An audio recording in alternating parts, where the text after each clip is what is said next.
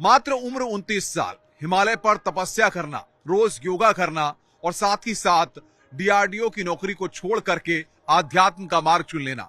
स्वामी स्वरूपानंद जो कि 29 साल के महामंडलेश्वर हैं, हमारे साथ हैं।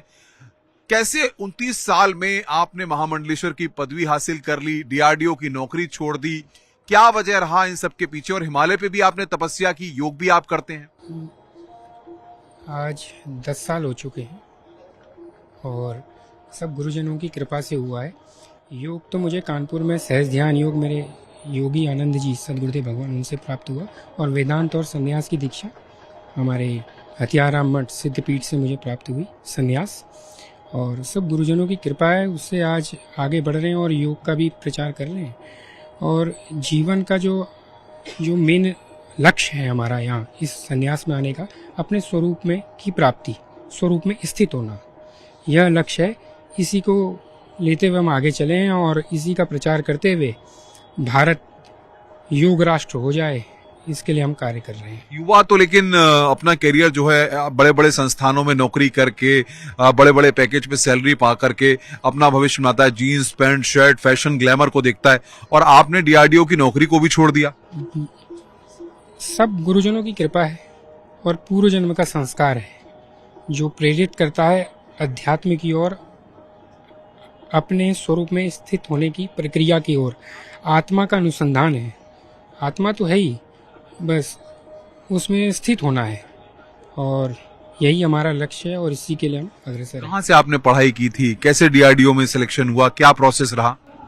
बस ये तो पूर्व आश्रम का है, अब इसके ऊपर क्या, वो हम त्याग चुके हैं, हम पिंडदान कर चुके हैं उसका अब इस किसी भी संत का उसके पूर्व आश्रम से कोई भी संबंध नहीं रह जाता। हम जिस दिन पिंडदान करते हैं तो ये सब चीजें अपनी उपाधियों को भी वहीं तिरोभूत कर देते हैं। कहाँ के रहने वाले आप रहे हैं? उत्तराखंड में शरीर का जन्म हुआ है। क्या लगता है आपको, युवा पीढ़ी जिस ओर जा रही है वो सनातन संस्कृति से भी जुड़ रही है, और आप जिस तरीके से मात्र 29 साल में महामंडलेश्वर बने हैं, एक लंबा वक्त आपको हो गया है? लंबा वक्त तो नहीं हुआ, अनंत काल से हम चले हुए आ रहे हैं और शरीर बदलता है। और युवा पीढ़ी के लिए तो मैं यही कहना चाहूँगा कि नशे से दूर रहें, आध्यात्मिक चिंतन करें और अपने व्यक्तित्व का और समाज का विकास करें, आगे दृष्टिकोण की ओर आगे बढ़ें, यही हमारी। मेले में एक आईआईटी बाबा आए हैं, उनके बारे में बड़ा सुना होगा आपने। उन्होंने आईआईटी कर रखी थी और उसके बाद उन्होंने सनातन का मार्ग चुना है। एक हर्षा रिछारिया हैं जो फैशन ग्लैमर में है, उन्होंने भी अखाड़े में आकर के दीक्षा की बात कही। एक मोनालिसा हैं, इनको आप कैसे देख रहे हैं? ये भी युवा पीढ़ी है। सब युवा पीढ़ी है, सब में ईश्वर व्याप्त है, सबको अधिकार है आने का और अपने तरीके से जीवन को जीने का। मार्गदर्शन में वो किन्हीं के मार्गदर्शन में वो अपनी साधना कर रहे होंगे, तो उनके लिए भी हमारी शुभकामनाएं हैं। सब अपने मार्ग की ओर अग्रसर हों और सब पर भगवान की कृपा हो। क्या लगता है, इतना बड़ा आयोजन हो रहा है और इतने बड़े आयोजन के पल के आप साक्षी बन रहे हैं, अपने आप को सौभाग्यशाली मानते हैं? मैं सौभाग्यशाली हूँ कि इस 144 साल में हो रहे महाकुंभ में मैं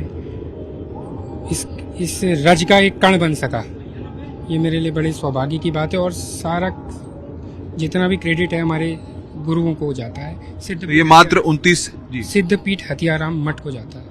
ये मात्र 29 साल के आप देख सकते हैं महामंडलेश्वर स्वरूपानंद जी हैं, जिन्होंने बताया कि किस तरीके से महाकुंभ का आयोजन हो रहा है और किस तरीके से इन्होंने जो है संन्यास की ओर रुख किया, अध्यात्म की ओर रुख किया और डीआरडीओ में अपनी नौकरी को भी छोड़ दिया और उन्होंने सनातन का मार्ग चुना है, योग का मार्ग चुना है। हिमालय में इन्होंने तपस्या की, इन तमाम चीजों का इन्होंने जिक्र किया। कैमरामैन मुनमुन के साथ अनुपम मिश्रा, न्यूज़ 18 प्रयागराज क्षेत्र, संगम।